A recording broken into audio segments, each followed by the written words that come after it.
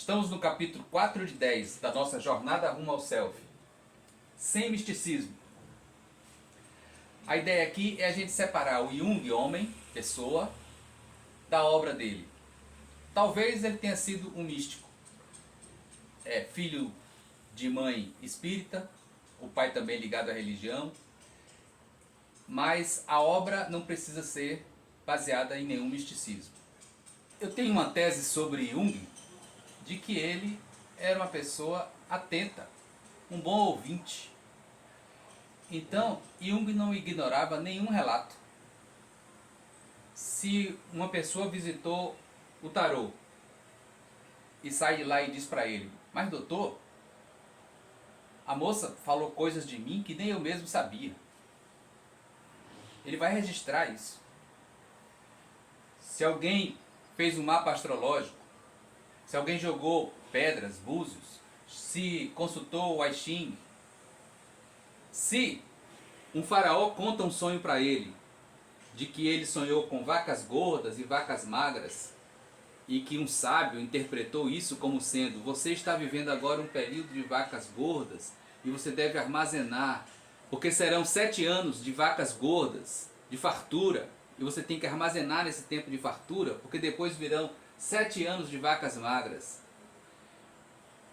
E alguém fez essa premonição e isso aconteceu, Jung vai registrar. Ele não vai ignorar, não vai dizer: você está falando abobrinha. Jung, jamais no epílogo da vida dele, deve ter sentado num banquinho e pensado com um certo tom de arrependimento: rapaz, eu devia ter feito física, uma ciência onde eu pudesse repetir meus experimentos. Eu calculava algumas equações, estudava e depois eu comprovava essas equações para os meus colegas, que hoje tanto me criticam, ainda me criticam. Esse estigma de que eu sou místico, Jung está pensando isso aqui. Pô, eu devia ter feito outra coisa, porque os meus casos, os eventos que me relatam, eu não posso reproduzir. Então, mas eu estudei muito, eu tentei levar a sério tudo que me falavam. Então, ninguém pode me acusar de não ser científico. A bem da verdade, Jung não ficou só com os eventos não reprodutíveis. Ele, por exemplo, é o pai, foi quem desenvolveu a ciência por detrás do detector de mentiras, o polígrafo. Então ele verificou que quando a pessoa mente, alguma coisa na pele dela muda. Assim como a pessoa quando está ansiosa, existe uma ansiedade mais específica de quem está mentindo. Como se o monstrinho estivesse lá fazendo com que a pessoa desandasse um pouco no seu equilíbrio. Hoje o polígrafo é muito usado e bastante empírico. Ele chegou até lá com experiências, experimentando medir esse grau de ansiedade nos pacientes. Então o Jung é um empirista, muito mais do que um místico. Como empirista, e não podendo repetir os eventos que os seus pacientes lhe relatavam, ele experimentou em si próprio. Então, Jung passou um tempo numa casa de campo dele, chamada Bollingen Tower. E aí, ele ficou isolado durante meses, em contato com o subconsciente, em contato com o inconsciente.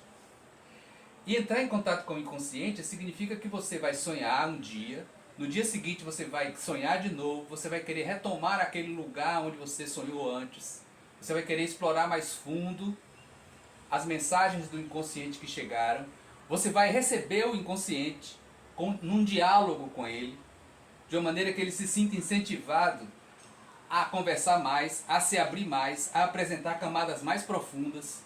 E foi isso que Jung fez. Parece místico dizer receber o inconsciente e conversar com ele, mas note que toda vez que você começa um diálogo com alguém e que você incentiva a conversa, em qualquer campo, essa conversa tende a se desenrolar mais e se tornar cada vez mais profunda. Jung fez isso com o próprio inconsciente. Ficou muito pirado. E foi empírico isso. Foi uma experiência que ele fez. Ele pensou, pô, meus pacientes, até onde eles vão, de onde chegam essas ideias dele, de onde chegam essas imagens. E ele tentou entrar em contato com elas no próprio inconsciente deles. Minha jornada. Eu também fiz experiências de tentar entrar em contato com o meu inconsciente. Houve um tempo, eu não estava na torre de Jung, eu morava em Flex. Eu fiquei sozinho um tempo, foram 5 anos. E aí eu mergulhei nos estudos junguianos. Mergulhei nos estudos e na prática. Ou seja, se o problema era sonhos, se as mensagens vinham através de sonhos, que venham sonhos. E seguir todas as técnicas para você ir melhorando o nível de sonho, tornando os sonhos cada vez mais nítidos e trazendo mensagens cada vez mais profundas do inconsciente. Essas mensagens mais profundas, isso eu experimentei. Significa que em certo momento você vai encontrar coisas diabólicas. Também você vai encontrar coisas divinas. Sonhos com animais mitológicos. Sonhos com situações de mar, um mar revolto, ondas, tempestades. Esses sonhos todos vêm enquanto você vai se aprofundando. Eu tive um sonho, eu sentava num banquinho, do outro lado de uma pessoa, nós falávamos línguas diferentes, não nos entendíamos, e aí cada um deu um presente para o outro de um dicionário. E aí a gente começou a conversar, começou a se entender. Isso foi uma chegada ao inconsciente. Esse contato que o Jung teve com o inconsciente revelou a ele que o inconsciente precisa ser manifestado. E que nos loucos de manicômio, de hospitais psiquiátricos, se você desse a eles a chance de manifestar isso, isso ia contribuir com a cura deles. No Brasil, quem fez isso muito bem foi a Anísio Silveira, doutora Anísio Silveira, psiquiatra, no hospital no Rio de Janeiro, em que ela abriu um ateliê completo, onde os loucos produziam arte. Aqui é o Museu das Imagens do Inconsciente, que fica no Hospital Psiquiátrico Dr. Pinel. Eu visitei esse hospital e fui muito bem recebido. Entrei lá no hospital, o museu ele fica num dos blocos do hospital, você tem que andar muito pelo pátio. E no pátio, quando eu estava chegando, por volta do meio-dia, eu fui recebido, quer dizer, encontrei um interno, e o interno estava feliz da vida como esse aqui, dizendo, o rango tá legal, vai comer o rango hoje tá legal. Eu digo, poxa, que recepção, vai ser bom aqui. E realmente foi. Visitei as obras, um acervo enorme, com obras expostas, esculturas, muito mais artes plásticas. Aqui, por exemplo, foi um interno que fez. É a visão dele próprio. Ele, internado, ele se pintou olhando a si próprio. Veja o poder de cura disso. E realmente, em muitos casos, houve alta. Os pacientes foram liberados para ir para casa. Outro lugar onde Jung pousa de místico, onde as pessoas colocam uma moldura de místico em Jung, é quando se fala de alquimia. Porque parecia muito misterioso o tempo dos alquimistas. Mas a alquimia é química. A tentativa deles de transformar coisas banais em ouro, eles faziam muitas experiências. Jung se interessou pelo poder de transformação nessas experiências. Poder de transformação, eles transformavam alguma coisa em outra mais elaborada, mais polida. E Jung achou que essa transformação também ocorria com as pessoas. Encontrou um paralelo disso na Igreja Católica, nos rituais da Igreja Católica. Quando, na consagração, existe o rito de transformar pão em corpo de Cristo, vinho no sangue de Cristo. É uma transformação que ele estudou a fundo. Ele colocou a fé dele na obra dele? Não. Ele podia até ter essa fé, mas o que ele colocou de fato foi o ritual de transformação. Como é que isso reflete na transformação de uma pessoa? Jung tinha muita reticência ao símbolo da Trindade. Veja que ele é todo masculino. Pai, Filho e Espírito Santo. Cadê a mulher? Cadê o feminino?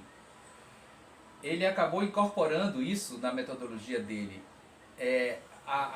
O complemento da sua personalidade com as características relativas ao sexo oposto ao seu. Então o feminino é muito importante para ele na psicologia dele. Bem, eu estudei todos os livros de Jung, eu posso dizer que li todos os livros de Jung. É claro que eu li como um leigo, muita coisa passei batido, sem entender direito, mas eu não vi flagrantemente nada apelando para a fé, nada apelando para alguma coisa sobrenatural. A única coisa que eu vi foi, por exemplo, na sincronicidade, que Jung ele percebeu que nem todos os eventos podem ser explicados na relação de causa e efeito, como na física. Então ele aceita que alguns eventos são explicados pela sua própria finalidade. Mas isso ele não fez serelepe, oba-oba, tem um campo aqui, tem um espaço aqui para ser místico. Não. Ele fez com grande preocupação. Como é que eu comprovo isso? Como é que eu vou apresentar isso? Porque a verdade, a realidade das pessoas, trazia isso para eles. Sincronicidade é o nosso próximo capítulo.